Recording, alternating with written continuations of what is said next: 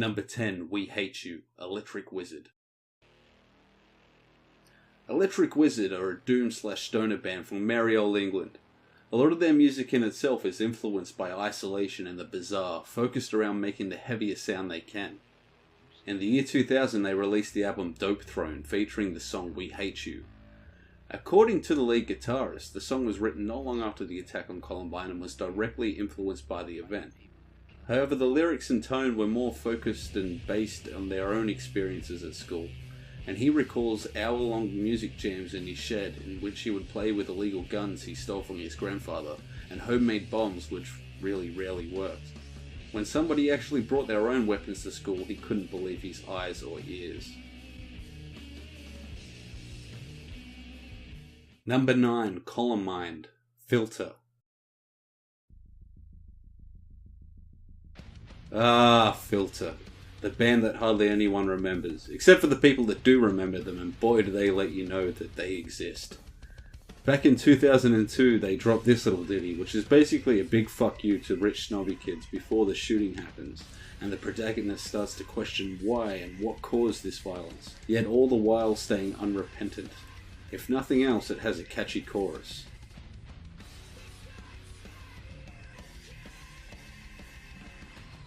Number 8, Leftover Crack, Rock the 40 Ounce. Man, ain't no such thing as leftover crack. And here it is, guys.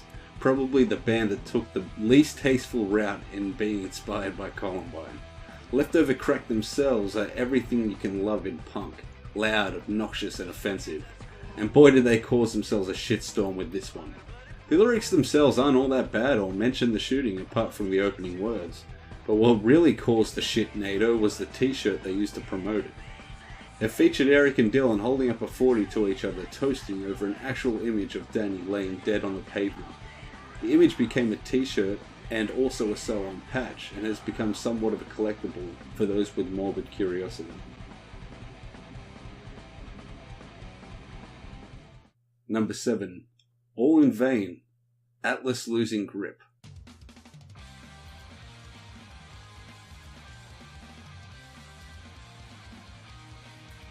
Atlas Losing Grip is a punk rock band from Sweden.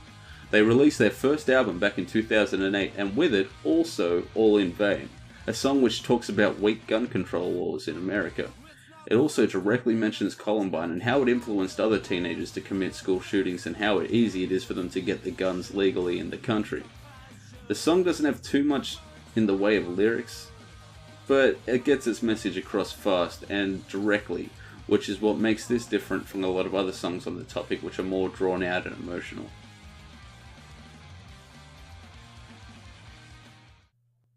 Number 6, Kinslayer, Nightwish.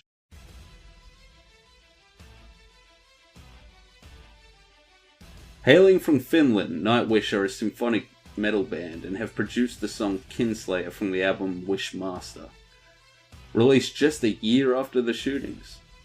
The song tells a tale of a student going on a rampage, murdering their peers, though it really does sound like they're more galloping through the snow, killing mythical creatures to claim their glory for the homeland. Though a look at the lyrics and there's no mistaking what this song is actually about. Time to die, poor mates. You made me what I am. And even fades out with the words, 15 candles, redeemers of this world, dwell in hypocrisy, how were we supposed to know? 4 pink ones, 9 blue ones, and 2 black ones.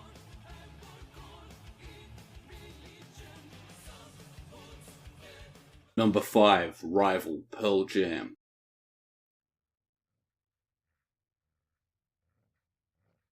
When Pearl Jam were writing their 6th studio album, they were having troubles finding inspiration for new songs.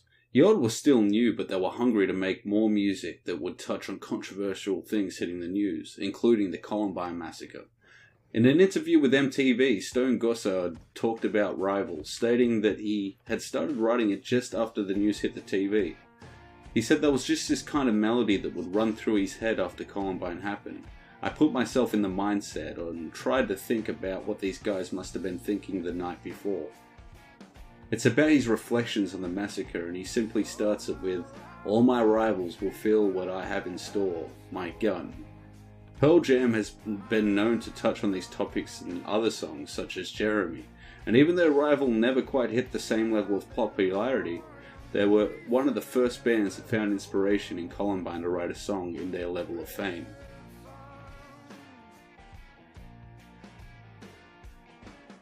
Number 4, Tyler the Creator, Pigs.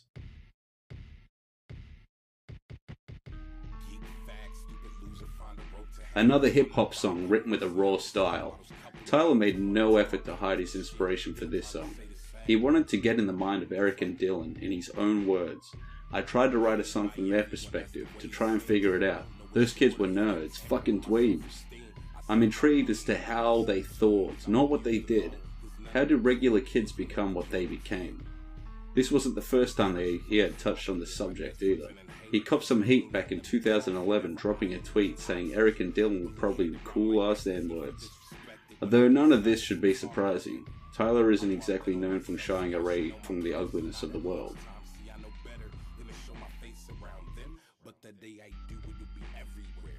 Number 3, Me and My Gun, KMFDM.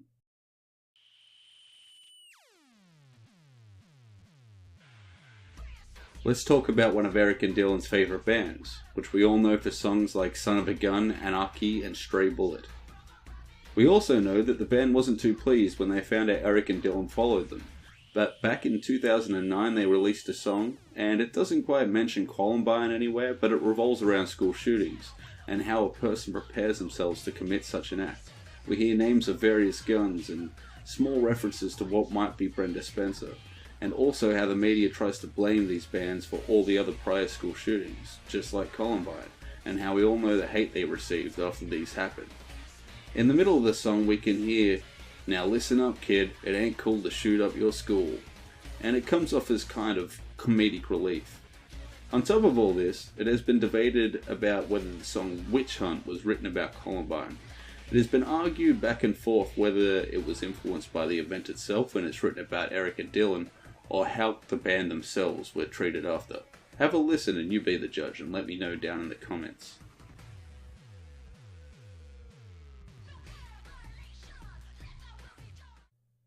Number 2, Nobody Thinks About Me, Michael Graves.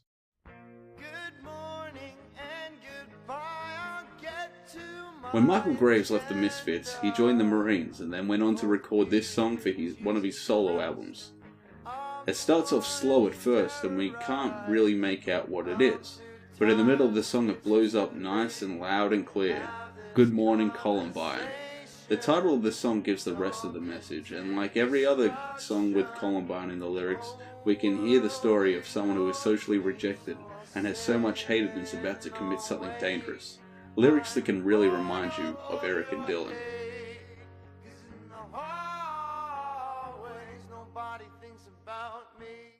Number 1, Rampage, Nicole Dollanganger.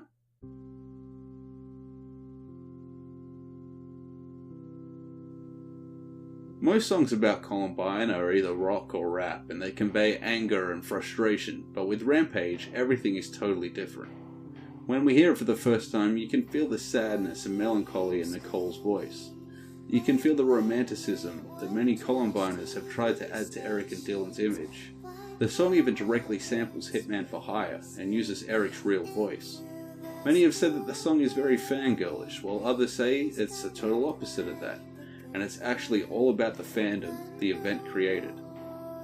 The song gets deep and dirty and explores the whole subject, not only Columbine, but Eric and Dylan and bullying, and all those girls who seem to love them and feel they have an understanding of them. And that's it. I know there's even more songs about Columbine that I have not mentioned, but perhaps 20 is enough. If we missed your favourite in our 2 list, feel free to tell us in the comments. And if you missed the first list, be sure to go and check it out.